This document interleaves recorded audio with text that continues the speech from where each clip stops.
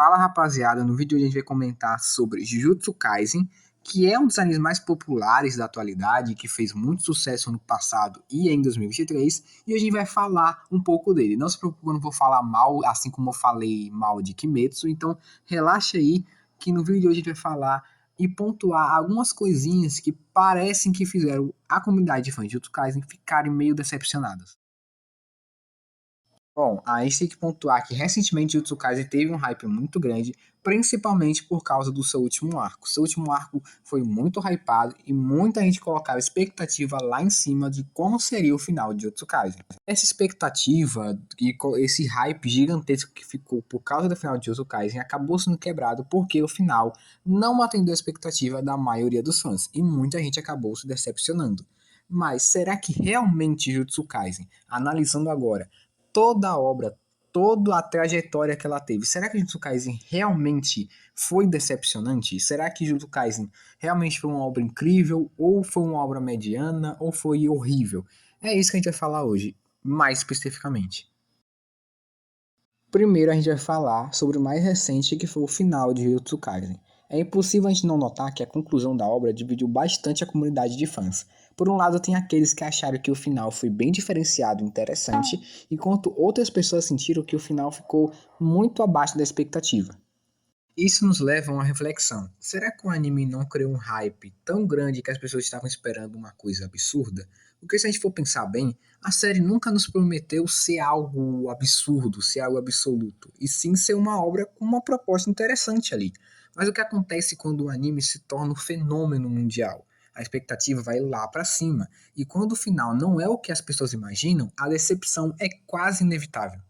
E esse sim é um problema muito comum em muitas obras populares, como Jujutsu Kaisen e Blue Lock. O hype nas redes sociais, como o TikTok, que foi que explorou esses dois animes, cria uma bolha de expectativa que pode ser muito difícil de cumprir. O que era para ser uma simples história de fantasia sombria se transforma numa competição para ver quem consegue superar quem. Muita gente compara Jujutsu Kaisen com Naruto, Bleach e outros animes shonens e acaba sendo usado meio que só isso como uma base de comparação. E é claro que isso aumenta todo o peso das cobranças, porque muita gente fica falando, ó, Jujutsu Kaisen é muito melhor que Bleach, Jujutsu Kaisen é muito melhor que Naruto, Jujutsu Kaisen é muito melhor que tal anime shonen. Muita gente fica comparando os animes e isso cria uma cobrança de que seja melhor, quer que esse anime seja melhor que aquele. E bom, a gente estava falando sobre hype e é impossível a gente não mencionar os papéis que as redes sociais têm, especificamente o TikTok, no crescimento da popularidade de Jujutsu Kaisen. A plataforma, ela tá cheia de vídeo curto, de edit, de debate, de conteúdo sobre esse anime que ajudam a manter a comunidade acesa, ajudam a manter a comunidade viva. O que acontece é que muitas vezes o hype criado por esses conteúdos vai muito além do que o anime é. Eles não contam sobre a profundidade real da história. Eles só pegam, tipo, momentos ali em que tá épico, ou que mostra um personagem muito carismático e coloca lá e cria um hype sobre isso. E quando o anime alcança essa popularidade instantânea, ele acaba ganhando uma imagem de melhor anime de todos os tempos, mesmo que no fundo ele tenha muitas e muitas falhas. E a gente pode ver isso não só com o Jujutsu Kaisen, não só com o Blue Lock, com vários animes. Eles são dois exemplos que eu peguei porque são os que realmente estão viralizando, para você ver que realmente são os que estão no hype. Jujutsu Kaisen não é o primeiro e Blue Lock não é o primeiro. Jujutsu Kaisen e Blue Lock não são nem perto de ser os únicos que passam por isso. Mas eles dois são um excelente exemplo de como a fandom pode construir imagens sobre uma obra que nem sempre corresponde à realidade. Bom, deixando o hype do público um pouco de lado, a gente vai falar agora sobre os personagens de Jujutsu Kaisen que vira muito debate nas redes sociais e muita gente comenta sobre eles. Se a gente olha para Jujutsu Kaisen, a gente vê que tem alguns personagens que são simplesmente incríveis. Eles têm muito carisma e têm um design bem memorável. Mas como toda obra, eles sofrem muito com alguns erros e com algumas falhas. E é basicamente isso que eu quero comentar, a falta de tempo de tela de alguns personagens que tem muita expectativa para ser um personagem muito interessante. E um deles é o vilão, que é o Kenjaku. Porque, na minha visão, o Kenjaku é um dos vilões mais interessantes de Jujutsu Kaisen, se não o mais interessante, e eu acho que ele está realmente bem mais acima nessa categoria que o próprio Sukuna. Se a gente for parar pra pensar, o Kenjaku é aquele típico de vilão que ele tá sempre com um plano ali por trás para poder alcançar o seu objetivo final. E ele tinha o objetivo de que? Trazer a Era de Ouro do Jujutsu de volta. E para isso ele criou meio que o Itadori, para o Itadori ser o receptáculo perfeito para poder trazer o Sukuna, que é o maior feiticeiro de todas as eras. E ele queria trazer o Sukuna de volta, porque o Sukuna é o principal, e ele também criou uma forma de trazer os feiticeiros das eras passadas, como Hajime e entre outros feiticeiros que foram apresentados no jogo do Abate. Ele queria trazer a Era de Ouro do Jujutsu de volta. E se a gente for parar a pensar, o Kenjaku é o tipo de vilão que ele tá sempre por trás de tudo. Ele arquitetou tudo para ser da forma que ele quisesse, para que ele conseguisse alcançar o objetivo final dele. E eu confesso, esse tipo de vilão que tá sempre por trás de tudo, tá sempre com um plano debaixo do tapete, é muito bom e dá muito certo. A gente viu isso acontecendo em Bleach com o Aizen, que o Aizen mostrou que ele organizou tudo e planejou tudo para ser daquele jeito. Então, toda a trajetória do Ichigo até chegar àquele ponto foi planejado por ele. Eu, pessoalmente, acho que esse tipo de conclusão pro Kenjaku, mostrando que ele estava por trás de tudo e que tudo foi manipulado por ele, seria muito melhor do que a conclusão que ele teve no mangá. Que a conclusão que ele teve no mangá foi só decepcionante. Foi muito decepcionante, porque a gente esperava muito de um vilão que parecia ter controle sobre tudo. Eu sei que isso é mais questão de expectativa, mas, cara, eu acho que a expectativa no Kenjaku foi sim relevante, porque ele é um personagem muito interessante e que tinha muita coisa a apresentar. Mas ele foi cortado da história e teve um final meio decepcionante, sem poder mostrar o que ele realmente tinha para poder ser concluído. Eu acredito que se Jujutsu Kaisen fosse projetado para ser um mangá maior, um mangá mais longo, eu acredito que sim, a gente poderia ter um desfecho pro Kenjaku muito melhor do que ele foi no mangá. Talvez não exatamente como a gente queria, que ele se revelasse ser o vilão maior, sim um desfecho que não fosse tão decepcionante como foi. E bom, isso é mais questão de opinião. Tem gente que gosta muito de como foi o desfecho do Kenjaku, tem gente que gosta, tem gente que não gosta. Por mais que eu acho meio impossível a pessoa realmente gostar de como foi o desfecho do Kenjaku, mas tem gente pra tudo.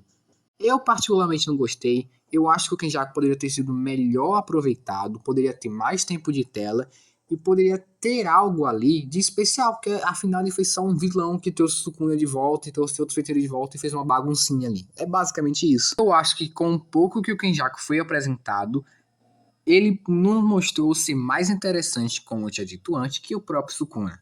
E ele poderia ter sido muito mais bem aproveitado, mas infelizmente teve o desfecho que teve e não há nada que a gente possa fazer aí em relação a isso. E o que eu vejo muita gente comentando, mas também como forma de meme, é que o Itadori não tem o protagonismo, mesmo sendo o próprio protagonista.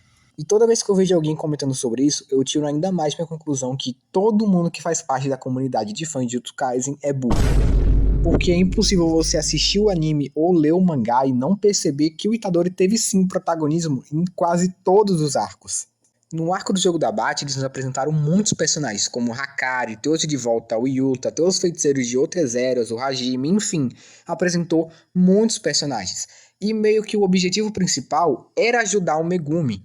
Então, o Itadori foi meio deixado de lado, mas não tanto. Mas você pode ler aí o mangá de novo e perceber que sim, o Itadori teve protagonismo durante toda a obra, em todos os arcos. Porque se ele teve um grande momento de destaque na luta contra o Mahito lá em Shibuya, porque foi um momento épico, foi um momento realmente muito bom, mas muita gente ressalta como se fosse o único momento de protagonismo, e óbvio que não foi.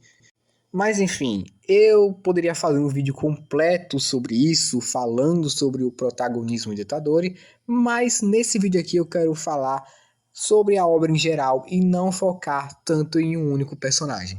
Mas se vocês fizerem um vídeo focado aí somente no Itadori e sobre o protagonismo que ele tem, pode comentar aí que eu faço. Bom, agora saindo um pouco desse nicho de personagens dentro da obra, a gente vai falar um pouco sobre a história de Jujutsu Kaisen. Bom, Jujutsu Kaisen sempre apresenta sendo uma obra que mistura fantasia, terror e tal. É uma história cheia de cenas de ações bem impressionantes e momentos tensos. No entanto, a grande questão que fica aqui é: o anime consegue equilibrar bem essa narrativa ou ele acaba se perdendo muito no estilo? Existe uma grande ênfase em batalhas épicas e cenas de ação, o que é ótimo para o público que busca esse tipo de emoção também, mas a história poderia ser mais aprofundada e mais envolvente. Por exemplo, temos uma mitologia bem interessante, com maldições e habilidades amaldiçoadas, mas que em muitos momentos parece que ela não pôde ser explorada com a riqueza que ela poderia ter. E sim, o autor de Jujutsu Kaisen, Gege Tami, tem um ótimo senso de ritmo, mas a trama poderia ser mais interligada com emoções e as escolhas dos personagens. Em vez de focar apenas em enfrentar grande batalha, a história poderia se aprofundar mais nas consequências dessas lutas, nas escolhas morais que os personagens fazem e no impacto dessa decisão no mundo ao seu redor. Que isso é algo que acontece muito em outros animes, como Hunter vs Hunter, que faz isso de maneira magnífica. E sim, eu sei que mais pro final do mangá, o Gege Akutami estava doente, estava sofrendo com problemas na coluna, e isso fez o mangá cair um pouco a qualidade, não só no desenho, mas também no roteiro e na escrita. Mas vocês acham que os fãs de Jujutsu Kaisen ligam pra isso? Óbvio que não, os fãs de Jujutsu Kaisen vão criticar mesmo assim e querer explorar o máximo possível do autor. E sim, eu sei que Jujutsu Kaisen trouxe algumas coisas novas, como uma atmosfera mais sombria, um tema mais voltado para o terror, mas ela ainda padece de uma falta de profundidade emocional. Que outros animes, como Naruto ou Fullmetal Alchemist, oferece isso com maestria. É claro que Jujutsu Kaisen tem o seu valor e tem o seu diferencial, mas a gente também não pode esquecer que ele se inspira muitas vezes em animes que marcaram épocas passadas. E talvez essa inspiração para alguns fãs do mangá e de outros mangás possa ser levado como uma coisa chamada de cópia, que as pessoas confundem muito nas duas fandoms. Muita gente acha que Jujutsu Kaisen copia outros animes, o que na verdade é apenas uma inspiração. Muita gente esquece que para os autores você se inspirar nele é uma forma de você mostrar que você acompanhou o trabalho dele. Quando você faz uma referência, quando você faz um personagem muito parecido com tal personagem de tal autor de tal mangá, é uma forma de você prestar uma homenagem ao trabalho dele. Não necessariamente você está copiando ele, você está se inspirando e às vezes essa inspiração pode servir como forma de homenagem. E muita gente que faz parte das comunidades esquecem disso e acham que tudo isso é cópia, tudo isso foi copiado porque ele fez isso na maldade e obviamente que não foi.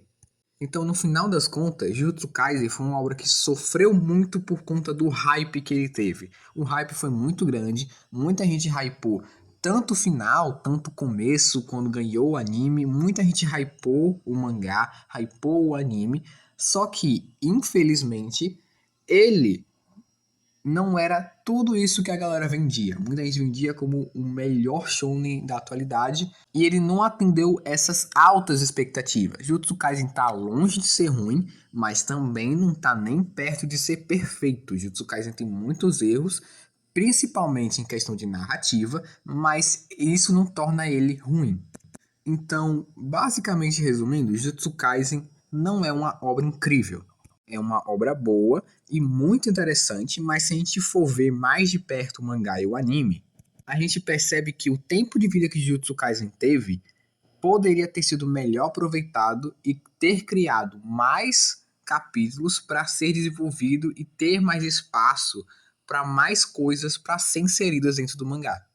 A culpa não é 100% do mangá, e sim também por boa parte da expectativa que a popularidade que Jujutsu Kaisen teve, que pode ter gerado uma certa decepção em algumas pessoas. Mas se a gente olhar para a série como um todo agora, sem ter todo esse hype que teve no passado de 2023, a gente vê que ela é boa, mas não perfeita. Mas e vocês, o que é que vocês acham de Jujutsu Kaisen? Agora, olhando a obra como um todo, se você acha que é superestimado, ou se vocês realmente acham que mereceu todo o hype, mereceu toda a popularidade que teve. Bom, deixa aí nos comentários e, claro, não esquece de curtir o vídeo e se inscrever no canal para mais vídeos como esse aqui e até a próxima.